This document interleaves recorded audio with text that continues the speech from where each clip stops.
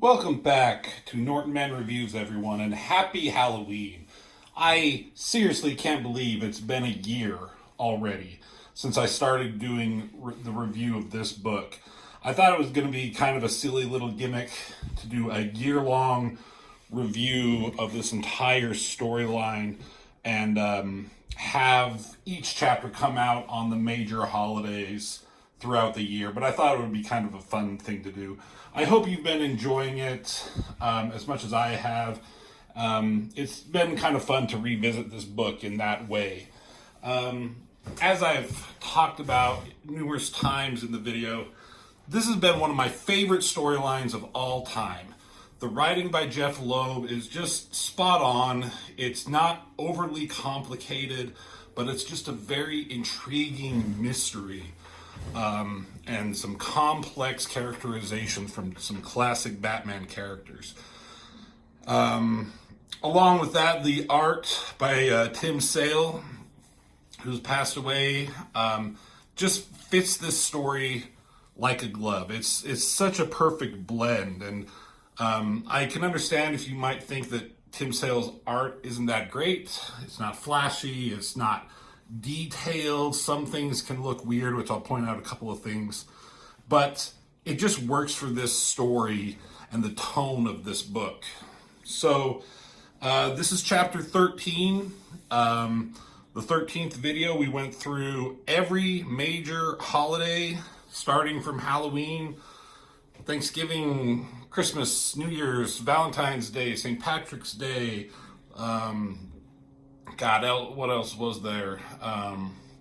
Father's Day, Mother's Day, Independence Day, Labor Day, the Roman holiday, which wasn't an actual holiday for August, but it was, there's no major holiday in August. And here's Rusty. Has to make his obligatory entrance. He always has gunk in his eyes. So glad you've been here for a year, Rusty. I'm glad you made it a year without me throwing you out a window of a moving car. So where did we last leave? Okay, quick recap. Let's do this one last time. Early on in Batman's career, there's the crime families, the Maronis and the Falcones, fighting against each other. The Falcones are the main ones. And Harvey Dent, Commissioner Gordon, and Batman all create a pact to take down these crime families. Somewhere in here, right here. They make a pact, right, to take down the crime families however they need to. But while this is going on, a serial killer pops up in Gotham and starts murdering people on the holidays. He always goes into this weird, gray-toned, black and white anytime the holiday killer was there, this kind of scenery. And he starts murdering people, leaving a trinket for the holiday and a gun. It's a small gun, small caliber, 22, I think they say, lightweight, and a baby nipple for a baby bottle that is supposed to, I guess, suppress the sound, muffle it like a silencer. Plus, they talk about how the serial number for the gun is always filed off. Did I miss that somewhere? Where was it? God damn it. Yeah, filed off so no one can trace where the gun came from, right? So all these things are going on. So Batman and Gordon and Dent are dealing with a mob war while also the serial killer. At the same time, the amount of super villains or super criminals like the Joker, Poison Ivy, they're starting to ramp up a little bit too. They're starting to become more of a threat to the actual mob bosses. So, Joker was there on Christmas and on New Year's that Batman had to deal with. Catwoman has been around, always on Batman's side in a way, but you never quite know what her ultimate goal is. Poison Ivy is around, Mad Hatter, Scarecrow, the Riddler, and Falcone. What is it? Salvatore Falcone, the mob boss. He started employing some of these super criminals, which is kind of a big no-no. His daughter is here, Sophia. She's kind of his enforcer. And again, I don't know if it says it in this book, but we eventually learn that Catwoman is the daughter of Falcone, which they talked about in that latest Batman movie, right? So Batman's trying to figure out the mystery. He comes to the conclusion it's Dent, Harvey Dent, because of all the weird. He's been acting a little bit more weird and strange, so he comes to that conclusion. Dent in turn thinks Bruce Wayne was employed by the Falcone. Lots of moving parts in this book, right? It eventually comes to an end when they have Salvatore Maroni and Alberto Falcone. So no, fuck. What's the main Falcone? I don't know what. Who the fuck cares? But they got Maroni, right? He's the crime boss, one of the crime bosses, and he's on trial. And Dent is getting his deposition or whatever. He's getting his testimony because he's going to turn state's evidence, all that kind of shit, and turn in Falcone. But that is when someone smuggled Maroni in some acid. He throws it at Dent, and Harvey Dent, eventually becomes Two-Face. We haven't seen him yet as Two-Face, but it's kind of an origin. This whole thing is kind of an origin story for Two-Face, which we find out. So there's lots of stuff going on, right? So they have Maroni, and they're moving him. And they know it's Labor Day and the holiday killer is probably going to strike again. So Gordon and this police officer, they're moving Maroni through the sewers, but the holiday killer gets the drop on them, shoots this cop down, his hat falls off, and Gordon grabs the flashlight, and it's Alberto Falcone, who is the son of Carmine Falcone, that's his name, right? And we thought he was dead. He got shot on New Year's, months ago, right? Here's the New Year's chapter. There's Alberto on the side of the deck. There's his aunt. Someone unscrews a light bulb, shoots him. He keels over. His aunt hears it, comes running, but just sees the trail of blood in the water. But no body was found, which they don't really talk about. So Alberto faked his own death right here, all the way back on New Year's. That's why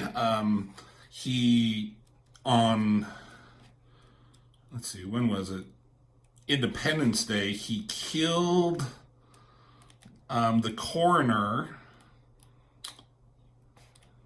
God, somewhere in here. Yeah, right here. Killed the Gotham City coroner who would have known that Alberto wasn't dead.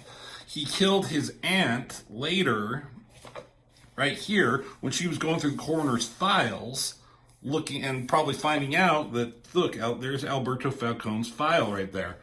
Figuring that out, so he kills her. So he was the killer the whole time. Right? So, here's where we pick up. Chapter 13, Punishment. Labor Day in Gotham City. I am Holiday. There's Alberto, and this is kind of what I was talking about with Tim Sale's art. I mean, this hand and this gun and this perspective, it shouldn't work. It works and it doesn't work. It looks like a baby's arm. When you look at like just that, and you know he's holding a gun and it's menacing and he's making a statement, it works for the story. especially when you're just like so invested in the story. You're just like, oh my God. But then we take a minute to look at it. You're like, God, that looks kind of weird. But what are you going to do? And so he's got the drop on Gordon, but this cop that he just shot, he gets up and he's coming at him and he's like, what the fuck? I shot you down. The cop grabs his wrist and making him drop the gun. Oh yeah, he killed Maroney, right? Who did the thing to Dent. So he's dead right there. So this cop is starting to take him down. Gordon goes for the gun. This cop is just beating him, punches him right there. I love this like silhouette with his broken glasses and blood. Gives him another fucking punch right in the stomach. And dun dun dun. It was Batman. That was the trap that Batman and Gordon laid to catch the Holiday Killer. So, yeah, he takes him out really easily. And he continues. Batman is kind of pissed. His foot coming down, breaking his fingers right there. He's screaming in pain, and Batman's kind of narrating to himself. He's talking about Alberto was killed on New Year's. Another of the Holiday's victims. The city coroner confirmed this death. Went to the grave myself. The city coroner confirmed his death. Why does he say that twice?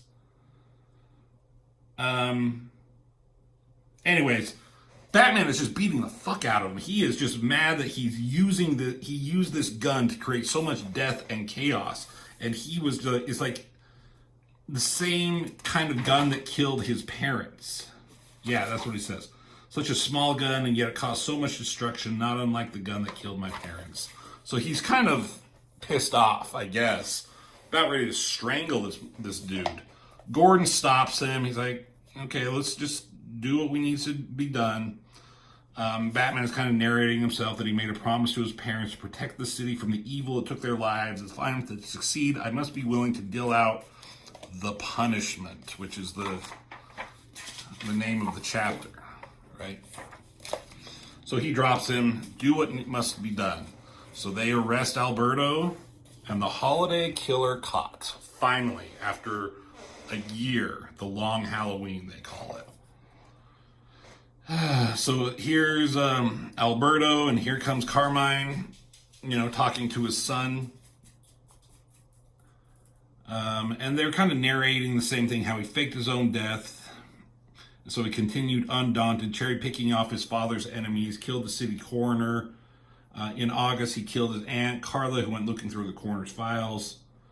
All these clues were there, but they couldn't, it's like, why couldn't we stop him? And Batman, he's like, I blame myself. I suspected Harvey Dent, my friend, he says. So Carmine and Alberto were talking in here. This picture I've always loved. It just kind of shows Alberto as like a lifeless serial killer, just an emotionless, murderer. Carmine's kind of pleading with him. He's like, I can get you some glasses. What do you need? What can I help you with? It's like, I don't need anything. And then he whispers to him, I can get you out of here. You just plead guilty to killing Maroney and none of the others. I can fix everything.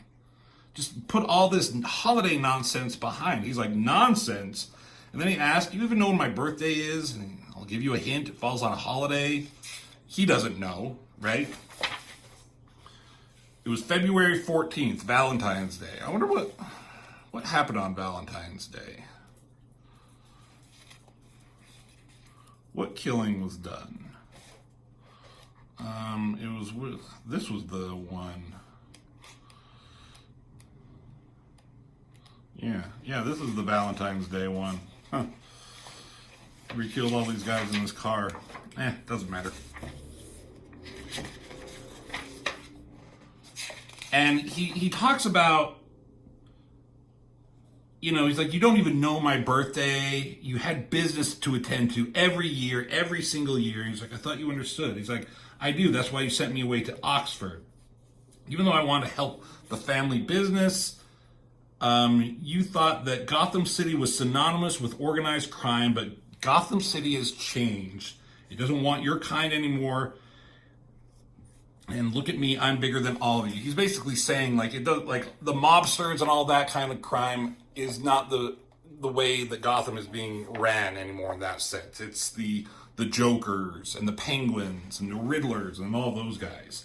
So, you know, again, crazy, creepy shot. This is where, like, his art is really good, creating these kind of just images there. You know, in the shadow silhouette, his eyes are crazy looking through his glasses. So he just yelling, "I am Holiday." He's just taking up and, you know, taking that mantle, which, like, serial killers often will do. They will, I mean, I don't know, I haven't studied much, but I've heard how they are doing it for the fame. That's why I read or saw a video somewhere recently where, not so much anymore, but it used to be like mass shootings or bombings or anything like that. They wouldn't even, the news wouldn't report the name of the person who did it to give them that notoriety and fame on television, because that's kind of what they crave. I don't think that's the case anymore. So now it's Halloween night. Here's Gilda, Harvey Dent's wife, and she's being visited by the James and Barbara Gordon and their kids. One of them, I think is, they just have a son right now. Yeah, they don't have Barbara Gordon yet. So they're visiting her and spending time, and she's kind of sad that, you know, because she hasn't seen Dent for a couple of months, her husband.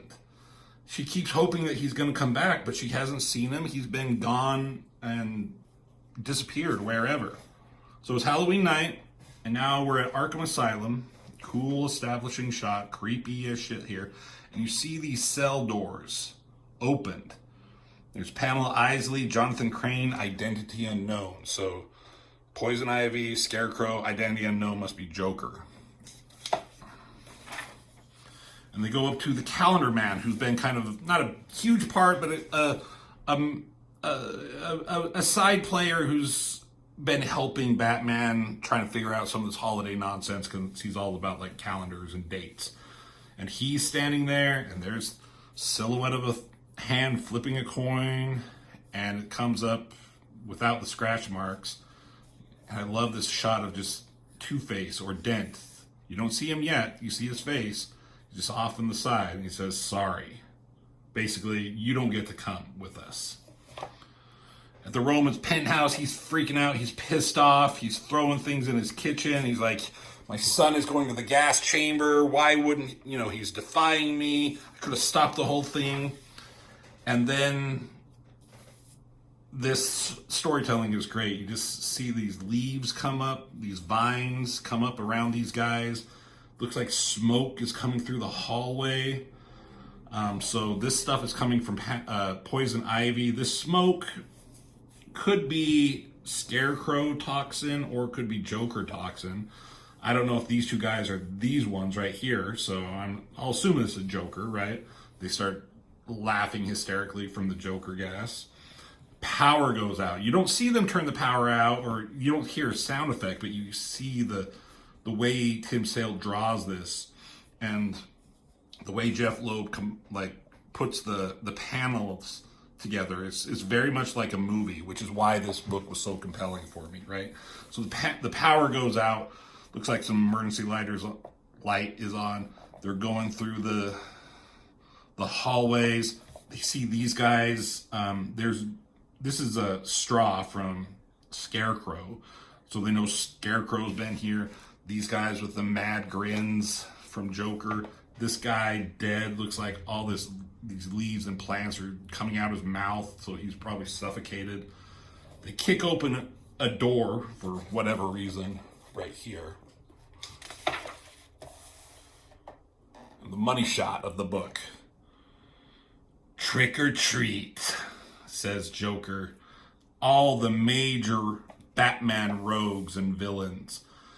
You got Mad Hatter, Joker, Solomon Grundy, born on a Monday, Penguin, who's not been part of this story at all, but suddenly he's here, Poison Ivy, Scarecrow. I love this design, this creepy design of Scarecrow. And there's Catwoman, and you almost miss him right here, but there's Harvey Dent. Right? We're going to get that big reveal soon. Put some detail into the rug and everything here. Tim Sale, I say this again a lot in my previous videos, He knows when to put the detail of where they're at, and other times he doesn't need to put anything. You know, it's very much about the tone and the settings of the book. So they're in Carmine's penthouse. Is it a penthouse? I forget already. Yeah, at his penthouse, his building. It's like, what is this? And there's Harvey Dent. What needs to be done? What is that supposed to mean? How much longer do you think I would let the Falcone family tear Gotham City in half, splitting the city between good and evil? And you see the font and the balloon, the bubble change, the word balloon change. There's Two-Face, my city. He has a gun, he's flipping his coin. Classic shit. And it's a nice gun, light, 22 caliber, the perfect weapon to kill you with. Joker's happy. Do it, then we'll decide who gets this city. Carmine's like, I will burn it down before I let a freak have it. In through the window comes busting a smoke bomb. Meow, she says. That's kind of dumb. Looks like a flashbang grenade.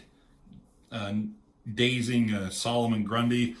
In comes the goddamn Batman. How he knew this was going to happen, I guess it's just because he's Batman, right? They didn't really show or say anything about he got some intel or figured anything out. He just figured it. He just figured it out.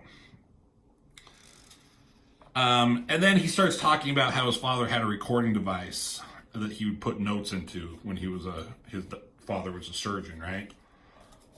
So did he come in from the top, crashing down like Batman does? He just starts busting people up. Oh, he's got brass knuckles, punching Joker in his face. Look at all these teeth with the Joker. That's kind of weird, monstrous. Punching him, using a net to take out Poison Ivy, Scarecrow, and Mad Hatter. And he's kind of talking, like quoting his father from what he was saying. When forced with a seemingly insurmountable problem, your only option is to act swiftly. Some might even say irrationally. So it's applying to this situation, this fight he's going through.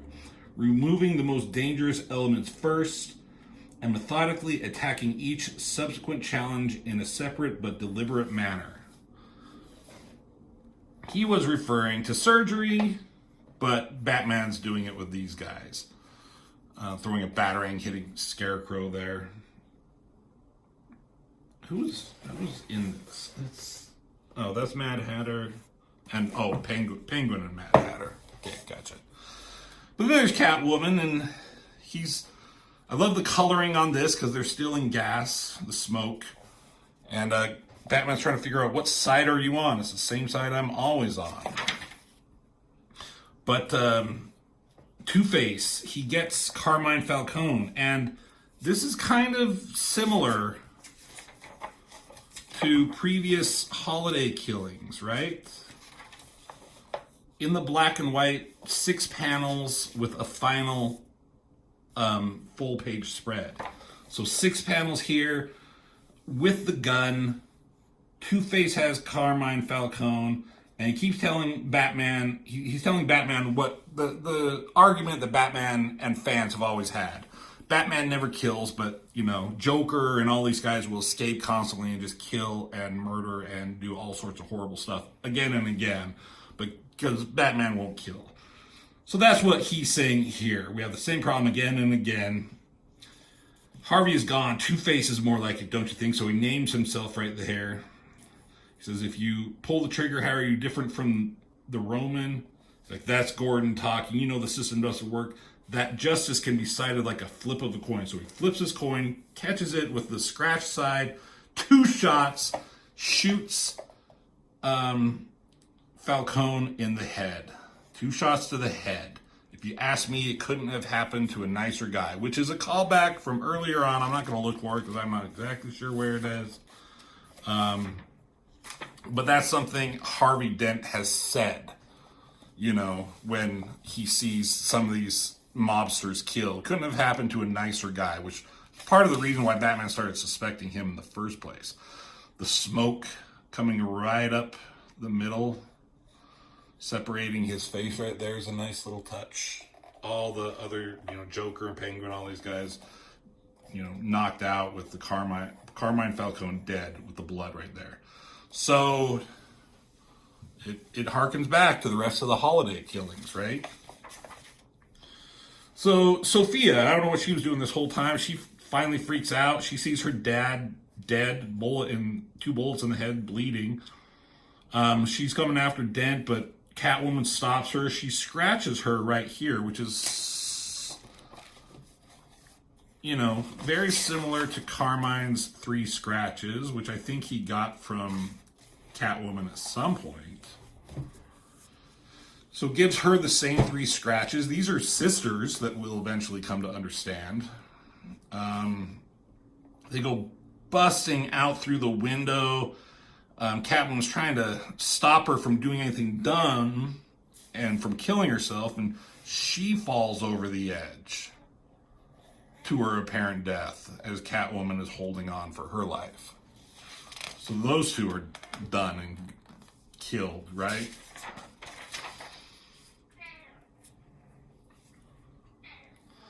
Batman's still pleading with Harvey, Two-Face. I like that shot of him outstretching his arms and fingers, holding, like, he's like, take my hand, like, we can still, like, save you, and, you were a married man, you want to start a family, think of Gilda. And he stops to think of Gilda. Give me the gun, Harvey. And then he just punches him. Come on, Batman, didn't you see that coming? He just punches him, and I don't know what this is. I guess knocking him out is the thing. Hey, Rusty, try not to interrupt me. So across town at the police department, there's this the assistant district attorney. His name was Vernon, who was put in that office somehow and he was controlled by the mob.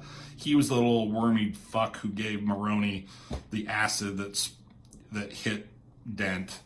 And that's what he's basically saying is, like, you have a lot to answer for. Somebody gave Maroni the acid.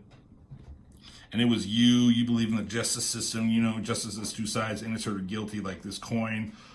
One side clean, the other side scarred. So he flips his coin as this guy's like, please don't kill me, Mr. Dent.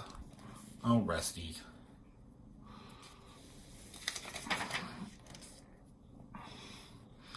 But there he is, dead.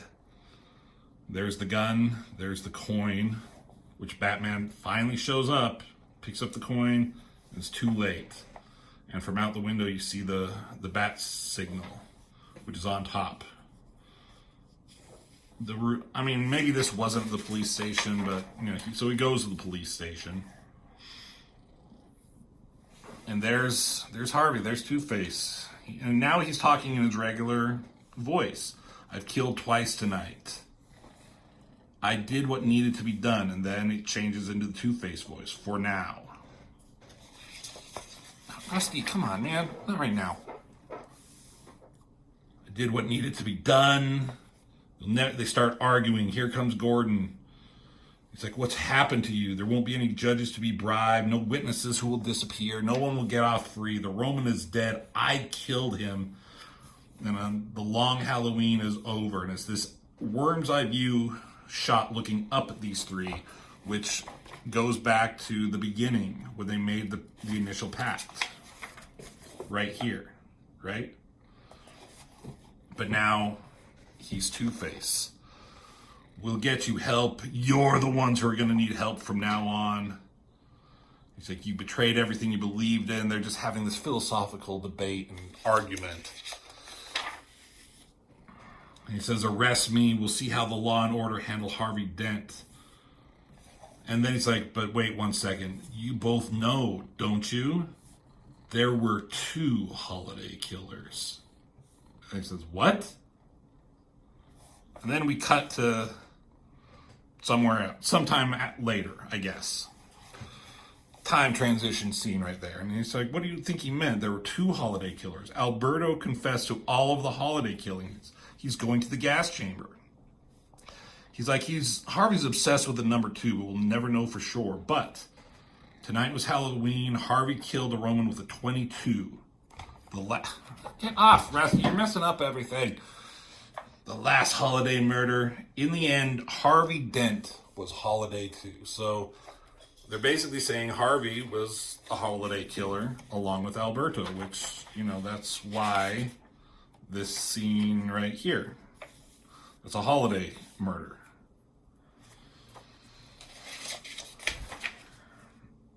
Then they start asking, is it worth it? The promise we made to bring down the Roman, they eventually did that, but at the cost. Harvey. Did the good guys win? I won't know. The good guys won, but I don't know if it was worth it for a very long time. So Batman leaves, Gordon to himself. That's kind of a cool shot right there. Batman's there and just gone. It's kind of a nice ending page for Gordon snuggling with his son who was sleeping and his wife. He's like, I have to continue. I believe in Gotham City. That's kind of been a ongoing motif. I believe in Harvey Dent. I believe in Gotham City. I believe in Batman. Batman says to himself.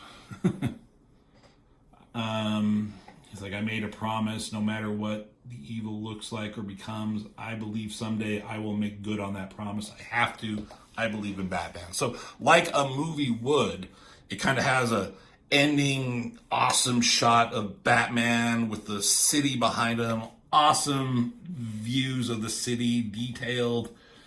Looks great. You can just almost hear orchestral Batman epic music playing here, dun, dun, dun, dun, whatever it is. And then end credits. Maybe this would be the end scene. Arkham Asylum, Two-Face alone in his cell and to sing Gilda. This would be an end credits scene. Now this is interesting. So it's Christmas Eve in Gotham. There's the Harvey Dent's house covered in snow. And there's Gilda. She's boxing up some stuff. Looks like she's moving. And she's talking to herself. I did what needed to be done. Do you remember? You promised we would finally have time together when you didn't have so much work to do. Going down to this furnace. She opens it up with this flame. I read your case files about taking serial numbers off guns and how a baby bottle nipple would muffle the sound. How clues were left at murder scenes. And I thought if I did that, Batman wouldn't think it was someone extraordinary. That it was someone extraordinary and not me. So she's putting in the hat the holiday killer wore. Dropping it in the fire. And the coat. I used your hat and coat for disguise and left those things at the killing. Johnny Vitti was the first, then again on Thanksgiving. I left the hospital while you slept, and again on Christmas. She's dropping the baby bottle nipple and the gun in. But when Alberto Falcone was shot on New Year's and you came home late that night, your hair was wet, even though you were wearing a hat. I found the gun in the basement. You told me it was evidence, but I knew you had the same idea as me. You picked up where I left off. So we could have time together, a child, a secret. Let them think it was Alberto. No one will ever find out because they don't have you to help. You are my Apollo. You can do no wrong. I believe in Harvey Dent. The end. This fucking blew my mind. I did not see this coming at all. This is when I talk about this of who the holiday killer is. It has you not knowing until the last page. Now, let's talk about this for a minute. This might be a long video, but I wanted to talk about because I had to do a little bit of research because I was kind of confused about, okay, so who was the holiday killer? There's at least 2 holiday killers, but it seems like there were 3. So after looking up some stuff online and reading some people's stuff on Reddit, I feel like I've come to a conclusion that there were 3 holiday killers in this book. There was Alberto Falcone, Harvey Dent, and Gilda. So then you have to kind of think of the timeline of when those happened. So she kind of tells you right here. She started it. Gilda here was the very first holiday killer. Johnny VT was the first. That was on Halloween. Okay, we're gonna look through some of these, so bear with me.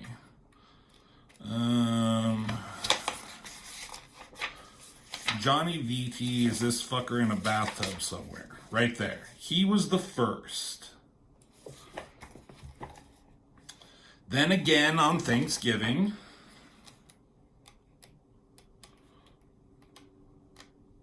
Oh, God.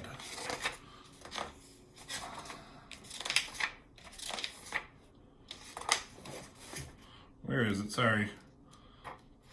Then again on Thanksgiving, she kills all these guys. Okay. And again on Christmas. So Joker comes in and beats the fuck out of Harvey Dent in front of her.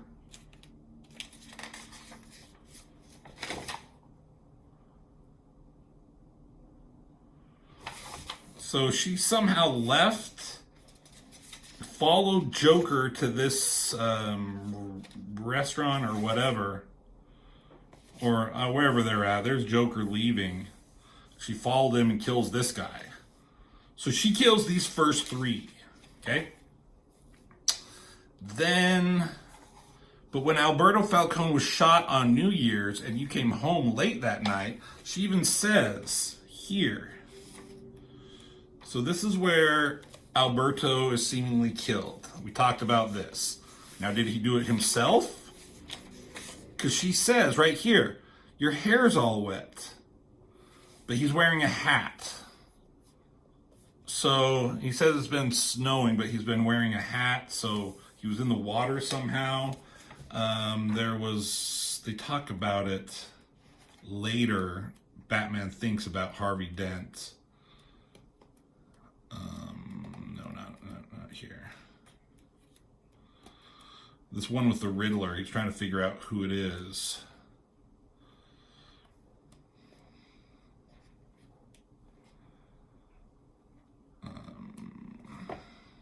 Right here.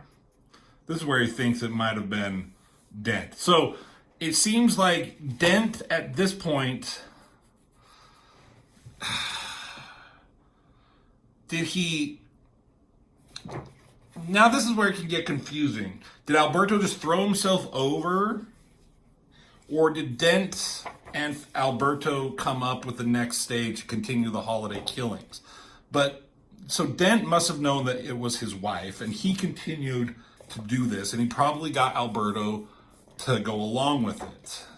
So then I think Harvey is the one doing the rest of the killings right up, like all the killings in here. He kills the coroner, kills these guys, doesn't kill Riddler for whatever reason, because it's, April Fool's Day. It could have been either of them, honestly. But it kind of, because it makes you think it was Gilda and Alberto, but it makes you think it was Harvey as well. So, but I think Harvey then continued to do the killings right up until he gets face splat, acid splashed here on the Roman holiday. Then the next couple of killings were Alberto. Right? So it's hard, and maybe it's ambiguous on purpose, and it leaves you wondering and guessing who might be doing this, who might have been doing this. So, that's it. That's the story. That's how I kind of figure it happened. But I'm open to some comments. If you've read this or if you're going along with me, who do you think might have been doing this and at what times? Then it just has a couple of things about the Roman Empire, family tree there, some stuff with the scripts and pages and some, I think these were deleted pages a scene between Calendar Man and Alberto as the holiday killer, which got cut. But there it is, The Long Halloween. Again, one of my favorite. It's probably in my top. It might be my favorite story. I can't think of anything else. Like, I just sat and I was just so engrossed in the story. It's definitely top 3 all time. It's probably my number 1 favorite DC book. There might be some Marvel stories that I really like that I would put above this. You know, you don't like put it up against like the entire Batman run, or like I like this more than X-Men. You know, like you take specific X-Men storylines, Phoenix Saga or something like that, compare it to a storyline like this. So there you go. Batman: The Long Halloween. I'm probably going to go watch the animated version of this. I might do a video on that somehow. I remember I've watched it twice. The animated movie does not hold up to this and has a completely kind of different story, especially with the killers and motivations and everything. And it was a 2-parter. I don't know. So I'll quit babbling. Thank you everyone for watching. Thank you for joining me on this year-long reread of The Long Halloween. I hope you have a good Halloween day. Take your kids out if you have them, trick-or-treating, go to a Halloween party, watch some scary movies, play some scary video games, do something to enjoy the holiday, or don't, but I certainly will be. Again, thank you for watching, and I will see you all in the next video.